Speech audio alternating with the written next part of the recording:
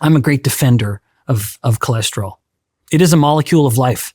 All right, where to start? So this is Benjamin Bikman, who is on the Diary of a CEO podcast, talking about cholesterol. Now, he said a lot of things on this podcast that were incorrect, but I'm going to address the cholesterol ones because obviously that's my area of expertise. Those of you who don't know me, I'm Dr. Al. I'm a double board certified cardiologist, and I spend most of my time educating people online about cholesterol and the dangers of heart disease and how to prevent it.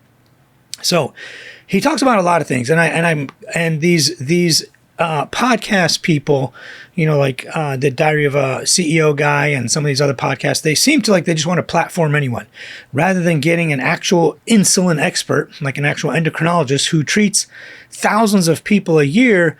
They bring on these social media influencers who are not physicians, who don't treat patients, but have published books or have a large online following. And mind you, the book that he's published called Why We Get Sick, he tries to blame everything on insulin resistance when literally 9% of the population has insulin resistance, but 70 to 80% are overweight. So that makes no sense. But he tries to blame everything on insulin resistance, and that's why we get sick. The book was reviewed by Red Pen Reviews, and the Red Pen Reviews said it is only about 45% accurate, scientifically accurate. And I'll put the screen grabs there. The only book that was less accurate were two of them. One of them is the Obesity Code, Dr. Jason Fung's book, which I just did a review and a reaction video to his appearance on the Dr. Mike show. His book is less accurate, called the Obesity Code or something like that, which is also along these same lines, these people who are anti-carbs and think everything is an insulin problem. And the only other book that was worse than both of those is Carnivore MD. The Carnivore MD's book was ranked the least scientifically accurate, and I'll put that up here too. And the funny thing is, Carnivore MD has decided he's no longer Carnivore MD. He's like, you know what? I was wrong. Keto is a terrible diet. He was on the More Plates, More Dates podcast with, I forget the guy's name, but he was on that podcast about a year ago, and he decided and stated that keto is a terrible idea and no one really should do it. And I was getting sick. My testosterone was down. I was fatigued, tired all the time, etc. So this gentleman, Benjamin, is on this podcast, and they bring up the topic of, first of all, there's a lot of topics they brought up. I'm not going to go through all of them because most of it is nonsense. You have someone who literally has no idea what they're doing, talking about topics that they also seem to have no idea what they're doing. And I don't know why this is. One of two things is happening usually. Either you just don't know and you don't know any better and you could learn. There's nothing wrong with that if you don't know. The second option is you know and you are intentionally misleading people. I don't like to get into people's intentions because, I think that's a slippery slope. So let's just assume the guy doesn't know what he's talking about, which is what I always assume. They don't know. They need to be educated. He can watch this video and learn. We're going to get into the studies that he quotes and debunk them because it's a bunch of nonsense too. So when I'm talking to my residents and my fellows, I teach at a medical hospital. I'm a private practice physician, but we have a lot of medical students, a lot of residents. When we're doing rounds and we have a team of 10, 15 people, one of the things I tell the medical students, the residents, the cardiology fellows, other physicians that round with us, I tell them, I can teach dumb, but I can't teach lazy. If you are dumb about cardiology and you don't know cardiology, that's why you're here. We are here to teach you cardiology. You're on a cardiology rotation, and we are here to teach you. No problem. If you are open to learning and you want to learn cardiology, come rotate with us, and we will be more than happy to teach you cardiology, how to treat cardiac disease, heart failure, diabetes, hypertension, heart attacks, strokes, how to put in stents, how to put in pacemakers, all of that. We will teach you that. But I cannot teach lazy. And lazy encompasses a lot of things. You're unwilling to learn, you have a bad attitude, you show up late, you don't wake up on time, you leave early, all that stuff. I can't teach you. If that is your behavior pattern and that is how you behave, there's almost nothing I can do to teach you cardiology because I cannot live with you and wake you up on time and make you care and change your attitude and make you friendlier. So I can't teach lazy, but I can certainly teach dumb. So I usually like to assume that these people are just dumb and that they just don't know enough about the topic, and that is why this is happening. Now, a lot of these podcast hosts, and I give Steven credit, the Diary of a CEO guy, because he's not a scientist, he's not a medical person, he's not a doctor. So I give him credit. He brings on guests and he just asks them questions. which is fine. The problem arises when these podcast people are quote unquote scientists and should know better. These are like these pseudoscience podcasts, which I've talked about previously, the Andrew Hubermans, the Rhonda Patricks, those kind of people. Gary Brecka claims to be a human biologist. You've really made it in the world when you're on Gary Brecka's podcast. Basically, you're the worst level of evidence and scientific knowledge if you made it onto Gary Brecka's podcast. But people like Rhonda Patrick, who's a PhD or a doctor of some sort, they should know better. One of her podcasts, literally, she told people, do not eat bananas and blueberries together because of some bizarre mechanism. It causes something not to be absorbed or something or other. People keep tagging me in those videos. Unfortunately, while that mechanism may be true, we do not have a blueberry under-eating problem in the United States or a banana under-eating problem. In the United States and all across the world, we don't eat enough fruit and vegetables. And so the messaging that comes across is, well, she said not to eat bananas and blueberries. No one catches the little part about, well, there's some little bizarre mechanism that might change the absorption of some phytonutrients or whatever it was.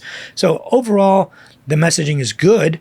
Some of these podcasts where you should be caring about your health, and it's great that people are caring about their health and listening to these kind of podcasts, but sometimes we get lost in the minutia and silliness of it.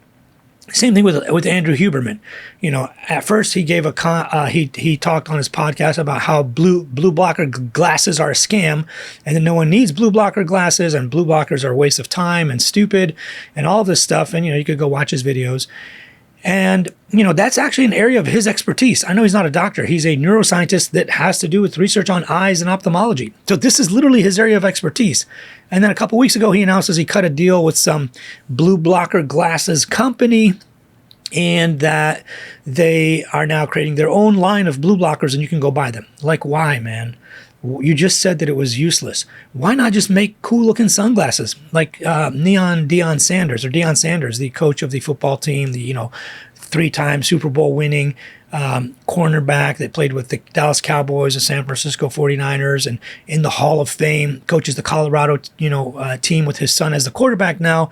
He made a deal and made his own line of sunglasses. Nothing wrong with that. Be like, hey, these glasses are cool. Go buy them. I'm a free market capitalist. I don't mind people making money. Go and make all the money you want. There's nothing wrong with that at all. I would support that. I hope you make $1 billion someday.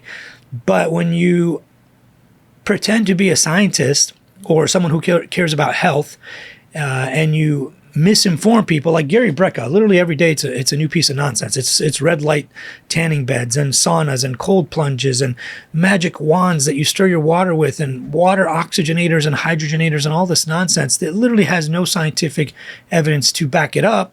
You claim to be someone caring about healthcare and the wellness of people when you're literally selling a bunch of nonsense for $200,000 almost on the back end to profit off of people's fear and lack of knowledge. When people are uneducated about these topics and you purport to be an educational voice trying to teach people about this topic, and then you misinform them, that is disingenuous and harmful. And that's my beef with these pseudo scientific podcasts. And I know Diary of a CEO is not one of those because he doesn't purport to be some kind of healthcare person, but literally he could have gone and interviewed almost any local normal endocrinologist without a following, and he would have known more than his current guest on this topic, which to me is just bizarre.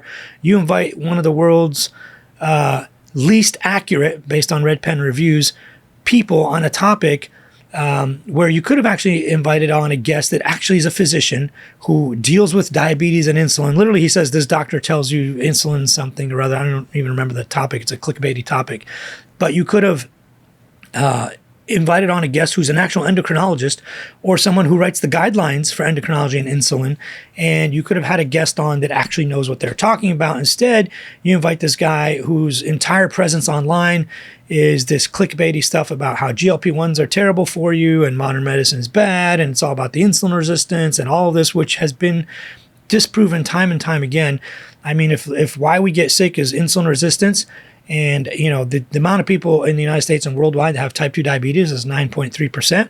If you want to count all pre-diabetics and insulin resistance people, you're looking at anywhere from 15 to maybe 30, 35% at the most, depending on the study and how you decide to quantify or calculate insulin resistance, whether you use HOMA-IR, lipoprotein IR, A1Cs, fasting glucose, whatever, insulin levels, however you want to measure it. If the amount of people that have quote unquote insulin resistance could range anywhere from 15 to maybe 30%, whereas about 70, 80, and maybe even 85% of the population has some form of chronic disease. And trying to blame insulin resistance for all of that is just nonsense. I mean, it just, literally is just nonsense. Sorry, they found that some of the longest living humans had high cholesterol levels. Yeah, that's right. That's what the Sweden study found, for example. The paper just published a year or so ago. What were some of the most consistent themes? They had good glucose control and high cholesterol. I'm a great defender of cholesterol. It is a molecule of life. So he goes on to talk about this study. He says, we have found that the longest living people in the world are those with the highest cholesterols, which is laughable. He didn't even read the study. He probably read the title. And that's the problem with these people. They don't read the actual studies. I've read the study. There's actually an entire chapter in my book about that exact study. And I actually printed it out. The book is called Cholesterol Truths. I'll put it up here. And the reason I wrote this book is to debunk this kind of nonsense. And it's called Cholesterol Truths because there's too many people that have these cholesterol myths. So Cholesterol Truths is literally trying to debunk all of this nonsense. Another thing he mentions in there is that people with low cholesterol have low testosterone. That's not true at all. There are people born with insanely low cholesterols, like 10, 15, throughout their entire lives, and they have normal testosterone levels. Every study we've done that we've driven down people's cholesterols to insanely low levels still have normal testosterone. This is easy to look up, but it doesn't fit his narrative and the nonsense books and stuff that he's trying to sell. So with that said, the study that he quotes is the Swedish cohort study, and that should fire off some red flags and warning bells right there. These people in the carnivore, low carb, keto, anti-insulin resistance, whatever crowd, they don't like epidemiological observation type studies when it doesn't fit their narrative, but all of a sudden we found one that fits the narrative. So this is a study where they watch people. Cohort studies are like, we get a group of people that kind of all have similar characteristics, like the nurses' health study or the women's health study or the physician's health study. These are people that have very similar characteristics that fit into a category. They're all a bunch of nurses. You know, we follow them for 30 years and we see what kind of things develop. What happened to the smokers versus the non-smokers in that study? What happened to the people that had a higher BMI versus lower BMI in that study? What happened to the people who exercise at least once a week versus those who never did, or those who exercise 3 times a week? You know, you could look at quintiles, the top 20% of exercises versus the bottom 20% of exercisers. And that's what this study did. It's a cohort study. So they don't like cohort studies when it doesn't support their narrative, but they love them when they find this one little stupid thing. And mind you, let's put aside observation studies. I've said this about 1 billion times. When we lower cholesterol, when we lower it, when we do any intervention that lowers it, and it doesn't even matter what that intervention is, you eat only fiber, you exercise like a maniac, you cut out all saturated fat, any dietary intervention or any medical intervention, or even if we do something called apheresis, where we actually use almost like a dialysis type of machine to suck out all the lipoproteins in your bloodstream. If we do dialysis on you to take out lipoproteins, any intervention, whether it's mechanical like that or a dietary intervention or medications, any intervention that has ever been done, the lower the LDL cholesterol, the less events. Only good stuff happens. Less heart attacks, less strokes, less mortality, less cardiovascular mortality, less all-cause mortality, all of that. Any intervention that has ever been done that increases LDL cholesterol, whether it's dietary or what have you, or we infuse lipoproteins into your bloodstream, which we've done, not on humans, obviously that would be unethical, but mammal models that resemble humans very closely, you get fatty streaks, you get higher cholesterol, and you get all of these things. So any intervention that has been done to lower cholesterol, and these are interventional studies. There's not one single interventional study where we lowered cholesterol and bad stuff happened.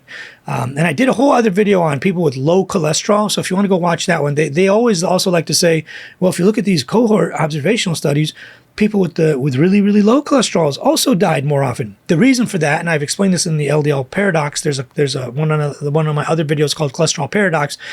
People who are about to die from cancer, from end-stage COPD, end-stage renal disease, end-stage everything, have insanely low cholesterol levels. Sometimes that's how we diagnose cancer. Somebody comes in with an HDL of 10 and an LDL of 28, and they've never been on medications. That's just unnatural. And the reason they are dying is because of the cancer. They're not dying because the LDL is low. That's just not how it works. So that's called reverse causality. You died because of A, and not B, where, and then we noticed B. So these people think that you're dying earlier because the LDLs were super low, when it's not. You're dying earlier because you have end stage, deathly cancer, terminal cancer. So let's not conflate those things. These people just want to make up stuff to fit their narrative. Now, this is on the opposite end. This is a cohort study where they looked at people that survived to over 100 years old.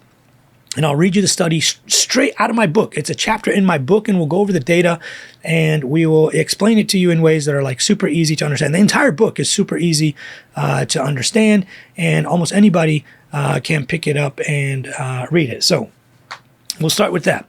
So this is called a Swedish centenarian study. Highest cholesterol levels lived to over 100.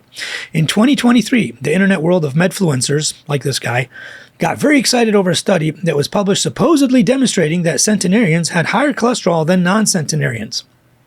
This study is the ultimate in survivorship bias. They did not collect blood markers until people were between the ages of 64 and 99. And this is super important because back when these people were born, this was a study from 2023, when these people were born, let's say 100, they were like in the 1920s. In the year 1850 and 1900, the average lifespan was about 45. Right. And if you take out mortality, infant mortality data, these people say, well, yeah, that's because kids died during childbirth and the mom died during childbirth. No, we're talking about kids or people who've already reached the age of 15. And I'll put up the charts. I put them up a million times before. A 15-year-old who has survived all of infant mortality, their average lifespan, their median, was about 45 to 55. I'll put those up here. This takes out infant mortality. Unless you died before the age of 1 or 5 or something like that, you made it to 15 or even let's say 20, you did not live as long. So a lot of these people with super high cholesterols that died before the age of 64. So this is called survivorship bias. You're looking at only the ones that survived rather than the entire population. If you would have looked at the entire population, that would have been better. You could take a look at all people that were born in the year 1920, since it's 1923 or 2023 now. You could look at all the people that were born in 1920 and look at all of their blood markers and their blood samples. Unfortunately, back then, we really didn't have tests for cholesterol or ApoB or LDL or any of that stuff. So a lot of times there's no data, and most of those people died off that had the super high cholesterol. So the data is already flawed and inherently inaccurate. They did not even check blood levels of cholesterol till people made it to 64. So that's called survivorship bias, where you only check the ones that survived. And that doesn't really tell you anything. But even with all of that, what he says is nonsense. It's completely untrue. But I'm going to go back to reading from the text. This already eliminates a very large portion of society that died young due to elevated cholesterol. Those who survived to 65 had their blood markers tested. In the 1950s, 60s, and 70s, and 80s, most people who were having a heart attack most of the people who were having a heart attack were given a hospital bed, some oxygen, and morphine, and laid in bed all night. Over 80% would be dead by the morning. It wasn't until bile acid sequestrants and statins in 1987 that we finally saw a reduction in mortality. Couple that with angioplasty, heart catheterizations, and improving stent technology, and that's when you saw the biggest reductions in mortality. The Swedish Amoris cohort, and that's the one they're looking for, it's called the Swedish Amoris, AMORIS, cohort study, started out with 44,636 individuals, of which only 1,224 made it past 100. Of these 1,224 people, 86% of them were women. Let's look at the population makeup. And then there's a chart and a table, which I'll put up here, of the people that made it past 100 and the people that did not and what medical conditions they had. And it's laughable, but you'll quickly find out why some people made it to 100 and why others did not. On the far right are non-centenarians, and this is, to the table. Look at the table. On the far right, and if you're listening to the audio, I'll read it to you. But generally, if you look at the YouTube videos and clips, you're going to see the actual table and the visuals. On the far right are non-centenarians. On the left are centenarians. Centenarians are the ones that made it past 100. A cursory look will tell you everything you need to know. Those who died before their 100th birthday had 5 times more heart attacks, 4 times more congestive heart failure, 4 times more peripheral artery disease, 8 times more COPD, and all of these are due to atherosclerosis. Almost everything I just named, the heart failure, the peripheral artery disease, the heart attacks, the strokes, etc., all of that is due to atherosclerosis, so high cholesterol. 5 times more heart attacks, 4 times more congestive heart failure, 4 times more peripheral artery disease, 8 times more COPD, 6 times more diabetes, and the list goes on. This is population bias. This means like the population was generally unhealthier. The population that did not make it to 100 had more chronic disease. This is also a case of reverse causality. The ones that made it to 100 years of age had far less incidence of these horrific diseases. In the data that was provided in the study and supplemental tables, you will find a different story being told. Total cholesterol was no different between the centenarians and non-centenarians. So he didn't even look at the tables of these people's actual cholesterol levels, which is kind of funny. He claims that people who made it past 100 had higher cholesterol. He didn't even look at the table. So here's the table, and I'll put all this stuff up here. If you look at the supplemental data that was provided, and the study was published, but you had to click on the study to go to the supplemental tables, the supplemental images and graphics and all of that. So these people are just reading these clickbaity titles, barely skimming the title, and the titles are designed to be clickbaity because these journals do also need readers and followers and people to pay for articles. You know, they need to make money too. So just like YouTube videos, they have to have clickbaity titles so you can prop up your podcast and, you know, get clicks. And, you know, that's why they put these people on their podcast so they can get more views and clicks and whatnot. But it has to be a clickbaity title so that people actually read it. But a lot of people don't actually read the study. They read maybe a summary or some, you know, low-carb blogger's interpretation of the stupid study and whatnot. Total cholesterol was no different between the centenarians and non-centenarians. If you look at the supplemental data that was provided, you'll notice that the difference in total cholesterol between the two groups was only 0.1 millimoles per liter. 0.1 was the difference, which is 3.86 milligrams per deciliter. That's how we measure it. In America, we use milligrams per deciliter. So it was 3.86 was the difference, 3.8 between the centenarians and non-centenarians. Now, remember, this was survivorship bias. All the people that survived to over 100 versus those that did not. The difference was 3. That means one person could have a cholesterol of 197 milligrams per deciliter and the other 200 milligrams per deciliter. That's an insignificant difference, especially given the inaccuracy of lab tests and the margin of error. So back then, and even, you know, a little bit up until the early 2000s, cholesterol tests, if you ran the same sample twice through the same machine, the same test tube, you could end up with up to 20% variance in the blood samples. So a 3 milligram per deciliter difference in someone whose cholesterol is like 200, you're not going to notice. It could be wildly erroneous. So, and you're looking at aggregate data of only like 1,200 people out of the 40,000 or so, 45,000 or so that began, you know, in this cohort. Where's that? That's an insignificant difference especially given the inaccuracy of lab tests and the margin of error. If you run the same blood sample twice through the same machine, you could easily end up with a difference of 3.8 milligrams per deciliter or a lot more, and no one would bat an eye. Here's the table of the supplemental data.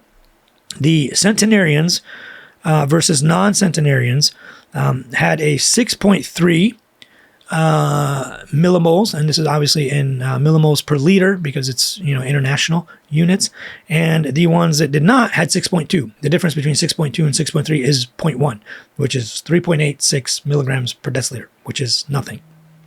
The authors themselves, in their own conclusion, this is the authors of the actual publication, in their own conclusion, admitted that chance probably plays a role and that genetics probably plays a role as well. Further, the sample size is quite small at only 1,200 people. Now, this is very important because the confidence intervals of some of these, and I'll show you the table, I'll put the table up here, the confidence intervals of some of these things that they measured were wider than the line in the middle. So if you have a really wide confidence interval, that means the probability of this being accurate is almost 0.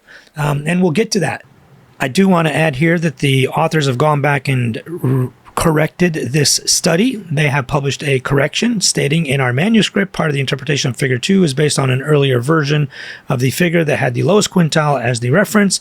During the review process, this reference point was changed, blah, blah, blah. Basically, they made a mistake, and then they quoted themselves saying higher levels of total cholesterol was associated with an increased odds of reaching 100 years, should rather be low cholesterol was associated with a reduced likelihood of reaching the age of 100. Now, this makes a lot of sense and corrects a lot of the nonsense in the study because it's just not even possible mathematically or scientifically.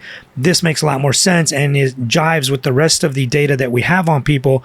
The lower your cholesterol, the more likely you are to have cancer, end-stage COPD, end-stage disease, and the less likely you are to reach 100. So good on the authors because they actually went back and corrected some of the nonsense from their study. And my hat's off to them. They have published this, but of course the online medfluencers and low carb, keto, insulin crowd is not going to correct themselves because it doesn't fit their narrative. The other problem with this data, and the authors themselves said it, is that when and this is something that Benjamin Bikman should know, when you have a cohort study or observational study that contradicts everything that we know about cholesterol, your job is not to publicize that and say, yay, high cholesterol is good for you. Your job is to pick apart the study and the observational data and say, why did this show this? What testing were they using? What assay were they using? How old were these people? What other conditions did they have? What was the methodology that they used to come up with this conclusion? So instead of doing all that and being critical and saying, this doesn't jive with everything we've ever seen, okay, go to a cardiology conference. Attend a cardiology conference. The European Atherosclerotic Society is the largest cardiology conference in the world, or come to the American Cardiology Association one that's in Chicago this year. Come and present your data. Let's see who laughs at you and who thinks you have no idea what you're talking about.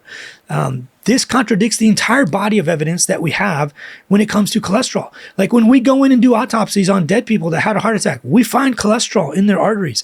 It's been elucidated. It's been understood. We've known this for decades now. This is not some kind of new magical thing that we've discovered. When a study comes out that contradicts, over 100 years worth of data and evidence, your job is not to celebrate that because that's just nonsense. Your job should be to pick it apart and figure out why this actually happened, which clearly the individual has not done. It's a stretch to conclude from this data that a 0.1 millimole increase in total cholesterol explains the entire story of why some people live to 100. And that's another point, the genetics part that the authors emphasized.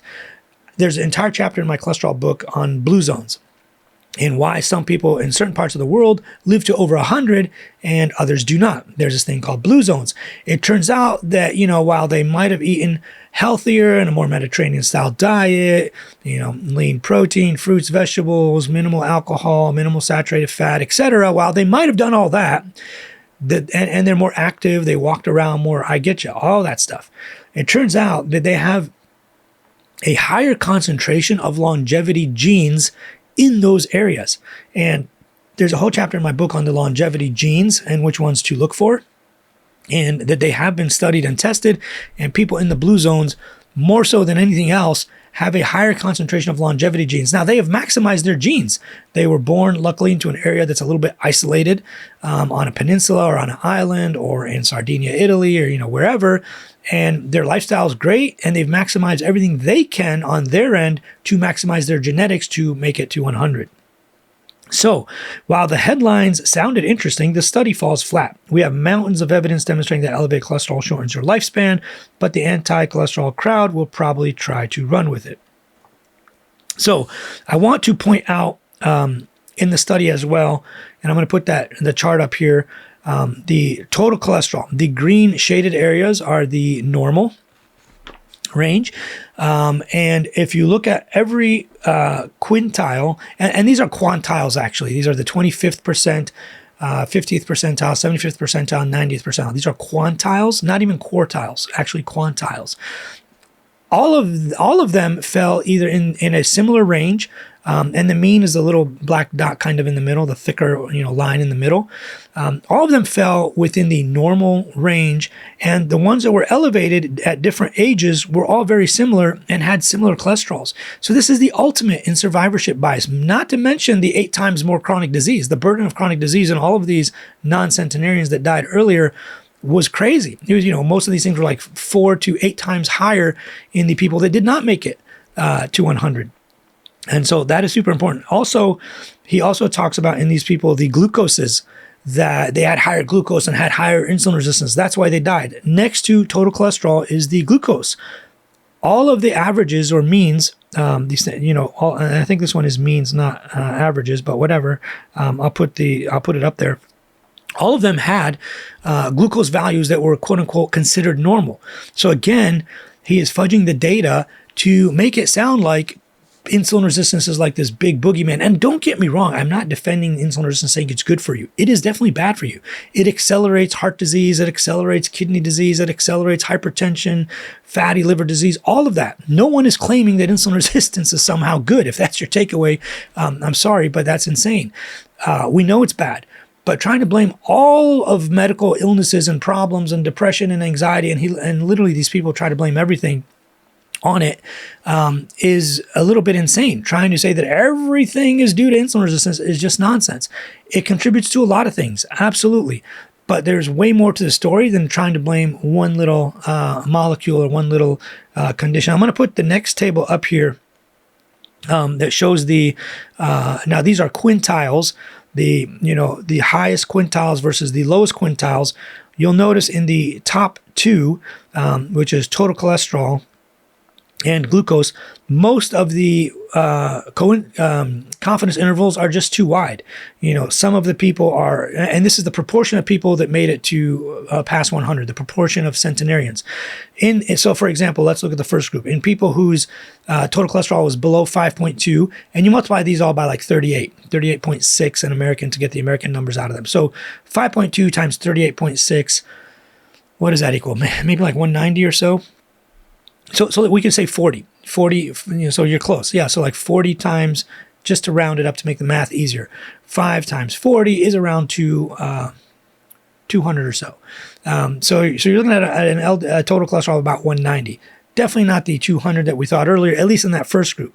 And that one is the only one where the confidence interval is below 1.0. It touches 1.0. That confidence interval is between 0.64 to 1.0. So that's the only one that was below the confidence interval. That's the only one where it was semi-relevant. The rest of them all cross the confidence interval. Same thing pretty much with the glucoses. The vast majority of people that made it to over 100, those first 3 or 4, the confidence interval was way too wide. The bottom two, where the sugars were insanely high, obviously had a very small percentage of people make it to 100, but that is generally not news to us. So again, you get these people on these podcasts that sound somewhat smart, and they're like Dr. So-and-so, which they're not physicians. They've never treated a patient in their life. And I'm not saying like PhDs are dumb. They are brilliant people. They're the ones that, are the backbone of, scientific knowledge and medical knowledge in the, foundations of knowledge. But again, they're not physicians. They've never treated patients. They don't know how this stuff fully works. And a lot of these, carnivore type doctors and low carb keto doctors, a lot of them don't even practice medicine anymore for various reasons. Some of them chose not to practice and grift online and sell supplements. Some of them lost their medical license due to various incompetence and ethical issues, which tells you a whole lot. Why are you following these people if they have no ethics and are incompetent? It's really bizarre, the types of people online. And how do you know this? Search the person's name plus the word medical license. On any Google, you'll find the medical boards of all these various states, and you can look this up. It's super easy. And I'm not dogging them because, they could still say accurate information, but unfortunately, a lot of them don't. They're now just grifting online to sell supplements or contrarian inaccurate books, all kinds of stuff like that. And some of them that are from different parts of the world, like the UK, for example. I did a whole other, video on this, but doctors in the UK don't make a whole ton of money, so they need to grift online and, try to sell supplements or books or, whatever it might be. So I think it's very important for actual real doctors to get online and start talking about real medical problems in a way that is realistic and makes sense and is not this whole like inflammatory stuff, blaming one single molecule. And I said in my other video when I was critiquing Jason Fung's appearance on the Dr. Mike show, why are you blaming insulin then for obesity? Why not blame GLP-1? That's also a hormone. Why not blame incretin, other incretins, or ghrelin, or other satiety signals, TSH, thyroid disease, hormones, testosterone, whatever. Why not blame all that stuff? Like, why did you pick insulin as the one thing you want to blame? Because it's an easy target, and you already have an audience that probably is going to believe it and already thinks it's bad.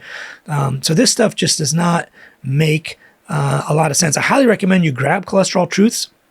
It's a book that debunks all of these myths. And I don't care if you don't want to buy books and you say, oh, you're just trying to sell books. I'm not. All of the stuff in cholesterol myths is on my blog pretty much for free, almost every chapter. Now it's 516 pages, so I haven't gotten every single chapter up there yet, but you can go read it for free. But some people want a printed, beautiful book. It's 8.5 by 11, full color with amazing, beautiful graphics. And people, we don't make money selling books, at least not textbooks. This is basically a textbook. Most textbooks are $300 to $500. This is around $100, maybe $140, depending on what time you go on Amazon. And I made it as low as humanly possible so that it's accessible to most people. There's no full color textbook in the world that costs only $100. And like I said, I've published over 40,000 short form videos on all of the social media platforms teaching cardiology for absolutely free.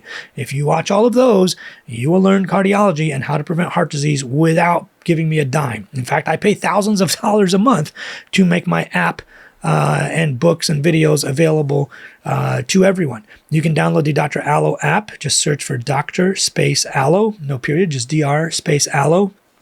And you'll get the Dr. Allo app. There's tons of free courses in there on everything from heart failure to atrial fibrillation to diabetes to hypertension, cholesterol, exercise programs that are completely free, DVTs and PEs and all that stuff, completely free. Download the Dr. Allo app and you can access all of that. The app is free. The courses are free.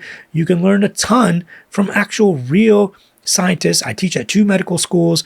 I'm double board certified cardiologist. I'm a certified personal trainer too. And I practice obesity medicine as well as lipids and cardiology. So you're getting like the entire package of everything metabolic health. We call it cardiobesity. Cardiology, diabesity, diet and diabetes and obesity kind of all together in this whole metabolic milieu. That's all I got for you. Share this with somebody who needs to know about this stuff and needs to have his stuff debunked.